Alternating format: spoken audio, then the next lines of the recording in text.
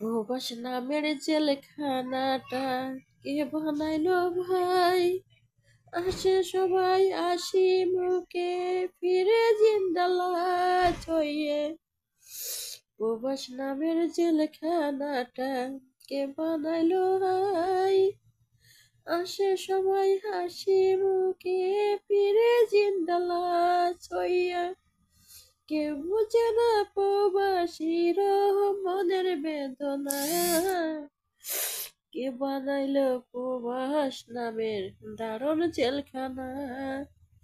কে বানাইলো প্রবাস নামের দারুণ জেলখানা? আসে সবাই হাসি মুখে, ফিরে জিন্দা লাশ হইয়ে। আসে সবাই হাসি মুখে, ফিরে জিন্দা লাশ হয়ে। কে বানাইলো